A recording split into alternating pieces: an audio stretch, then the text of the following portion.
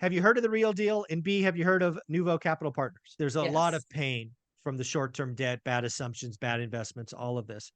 He talked about evaluating $500 million in deals, and in his estimation, only 100 million of those are savable. I will tell you this, the number of deals that were bought between 2020, late 2020 and mid 2022, the vast majority of them were done with bridge debt. And so Anna, you play in the syndication space, you play in the big multifamily area, you have experience that I simply do not have. We have talked about that's part of the economy or that part of the investing landscape in some trouble. I want to catch you up on a conversation I had with Nouveau Capital Partners, specifically Brian Underdahl, and likely will be their CEO, Stuart, here shortly, because of an article out of The Real Deal. So, A, have you heard of The Real Deal? And B, have you heard of Nouveau Capital Partners? yes and yes. Awesome. So, in The Real Deal, it was about 2 weeks ago, they wrote up a rather lengthy article about all of the gurus in the multifamily space, basically selling courses and this, that, and the other thing. At the very end of the article, they brought in Brian Underdahl from Nouveau Capital Partners to basically talk about picking up the pieces, right? There's a lot of Yes. pain from the short-term debt, bad assumptions, bad investments, all of this. And what got my attention, and thankfully Brian said yes to the interview, was he talked about evaluating $500 million in deals. Yes. And in his estimation, only 100 million of those are savable, Wow. meaning the other 400 million are toast. And I just had to talk to him. We had the conversation yesterday. I'll catch you up on that. But how does that feel when you hear that number, 100 million savable out of the first 500 he's looked at? I don't think it's quite as dire than that, and I'll tell you why. I do want to Sure. hear what he has to say, because I could be wrong, but I will tell you this. The number of deals that were bought between 2020, late 2020 and mid 2022, the vast majority of them were done with bridge debt. And Yep. so those loans basically were 2 to 3 years, some with up to 2 1-year extensions. And so if you just look at the fact that these bridge loans are variable rate loans, almost all of them, and they are coming due now and into next year. And if they get extended, 1 or 2 times, maybe some in 2025 and 2026. If you look at their debt service payments jumping and doubling from where they were, because rates literally in the commercial world have gone from like 4 to about 8, and give or take, depending on, the deal and the risk and all of that. But literally you've doubled your debt payments. And so we talked a little bit about this last week, and in my article, where that is really basically put net operating income insufficient to cover your debt, and therefore they can't make debt payments and they're having to figure out what to do. So one is, can they save foreclosure and having to give the keys back to the bank like so many of these, big headline making deals have done? And the answer is yes, some of them can be saved, but they have to do a couple of things. Either they sell. The question is, can they sell them for as much as they thought they could? Absolutely no. Can they sell them for the amount of the debt? If you said no, they can't, then you would say yes, 1 in 5 basically is savable. But the reality is there are groups, PE groups, that come in and will save deals and take over, most of the operator's equity.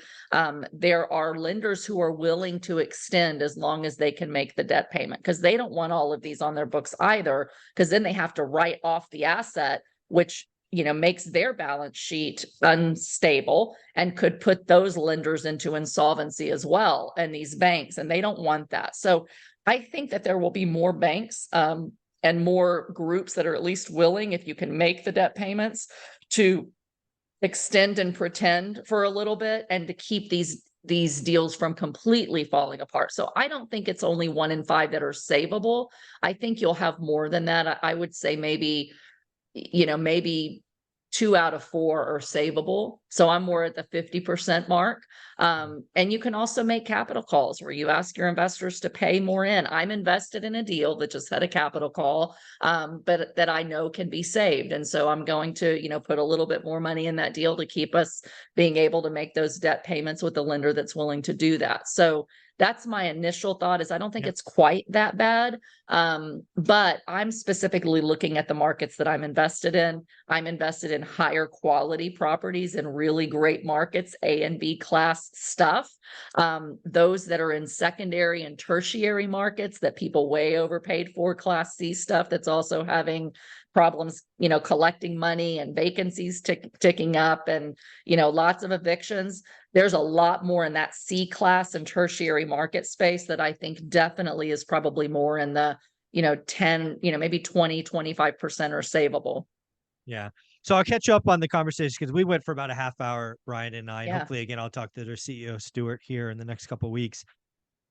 First and foremost, the goal of Nouveau Capital Partners is to, when they say savable, it's they can do a deal structure, bring in capital, redo the debt, whatever it is, and keep some of the LP equity there, Yes. right? That is Nouveau Capital's goal, as I understand it.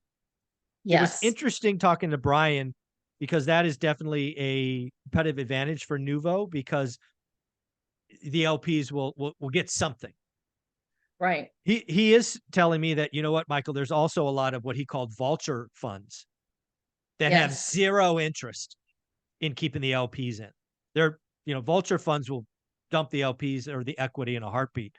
So Right. there is a lot, hundreds and hundreds of millions, probably billions of dollars being raised because people see opportunities here. So when Yes. Nouveau Capital says 1 in 5, we got to remember that their goal is to keep some of the LP equity, and that's probably why it's so low, in my opinion. Right. So Right. that's the first thing. It may be Uh, because they're also saying what's savable and still gives the person coming to the rescue some type of incentive and profit to do the Less, deal. but some, Because correct. if there's no incentive and profits to do the deal, then these groups aren't going to come into the rescue, and then they may have to turn it back Exactly. over to the bank. So, and here's the reality: investors have to make money. They're taking on huge risk. And Yeah. so, these PE groups, they are out there and they are helping people not have to completely hand the keys over to the bank. But to your point, it's very difficult to do that when there isn't very much equity in the properties anymore. And so, if you had someone that was a really good operator and they've held it for 2 years, but they're mostly through their renovation plan and their value add, then they have created enough equity over their debt that at least they can bring in, a PE to kind of keep their debt service ratio in line, and then have to basically dilute the equity of the limited partners. But at least there's something, and there's still a chance that they hold that asset, they finish their value add, and they can sell it on the other side of, interest rates being high, when cap rates hopefully come back down and values go back up. So that's why they're coming in, because they're trying to find assets that they believe have equity and still have upside on the other side of this. But for those that, didn't do their value add plan, they weren't, enough through it, they may have brought their occupancy way down to vacate units to fix up. Now they can't cover their debt service and they don't have a rentable product. The LPs probably already lost all their equity because the property may not be able to be sold today or Yep. rescued for an amount less than the debt. And that's what he's, basically saying when he says the LPs have already lost. No, absolutely. Kind of 2 more points because I thought it was really good. Again, I hope they have the CEO on in the next couple of weeks. Yeah. So in the article, it referenced $500 million. Well, obviously, this is his day job. He's now looked at almost 700 million, and he can only find 100 million that he think is savable given Nouveau Capital, which to me is concerning. Back to the point that you and I said for about a year, that's a lot of LPs have lost their money. They don't even know it yet, right? Right. That's concerning. And then the Do you know, last, Michael, what Mhm. their niche is? What type of multifamily deals are they looking at, and in what Class A. markets? It's Class A multifamily. I don't know the markets. I'll ask the Okay. CEO Okay. that, but Definitely Wow, higher so he's class. saying only 1 in 7 Class A can be rescued.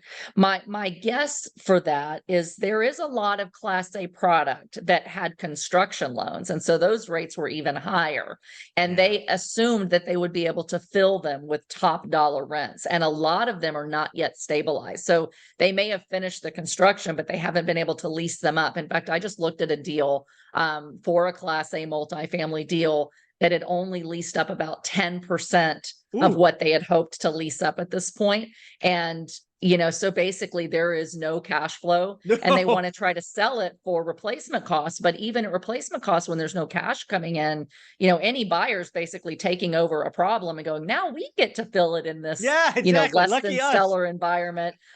Even with loan assumptions, even with low interest rate debt, if you just can't get the rents and you can't fill them fast enough at the rents that you need, then even their debt oftentimes is higher than what the property's really worth today. And that does not surprise me. And those deals pretty much are unsavable unless not only do the LPs take a hit, but the LPs and GPs have to pay in just to give it Oh, back to yeah, the bank or someone that wants to buy it. And nobody wants to do that, especially on non-recourse debt that they can walk away from.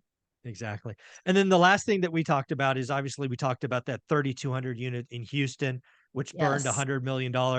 And my question to him, given he's in the weeds, is are there more like that coming? And his answer was unequivocally yes. I was like, Absolutely. Absolutely. I know there are more coming. I know of operators that are in trouble. And how can you not be? Right? When you assume, okay, maybe rates could go up, but you didn't think that they'd go up 5% in a year. Nobody really did. To be fair, you know, there are really good operators that have a long history of operating really well, that couldn't see rates going that high. I didn't either, you know. And here's the other sad part about it and why there's so many more in trouble is because even if they got a variable rate loan, but they put a cap rate insurance policy on it and said, hey, we're buying insurance to make sure our rate can't go above this. What nobody knew, because cap rate insurance is such a new product, Michael, is that the lender could start to escrow for it and that the price of that product to renew it would be substantially higher. Because you're just told by your broker and the lender, hey, you can buy cap rate insurance. It's 30 or 40 grand on a, you know, 250 unit property, 25 to $50 million deal. Maybe it's 30 to 50 grand, something like that. And you can cap your rate so it's not going to go higher. And then you can renew that.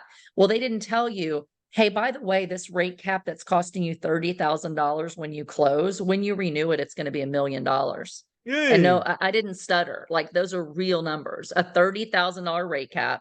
Now the lender's escrowing on top of your new double interest rate mortgage payment. They're escrowing another $75,000, $90,000 per month to ouch. cover the renewal that's coming up in a year for your cap rate insurance. And so there, it's very insurmountable for operators to pay double the mortgage payment and have the hit for the rate cap insurance, and they simply cannot make the numbers work. And so that's why so many deals are unsavable, to his point. So unequivocally, I know of many other deals that have this level of pain, and we will see this is going to be in the next year or two, barring some kind of government intervention that says extend and pretend for every lender, Mm. or rates drastically coming down. We're going to see a lot more of these deals, unfortunately, in the next year or two, that simply can't be saved. And that's very sad for commercial real estate, but it's just beginning. Where can people find you?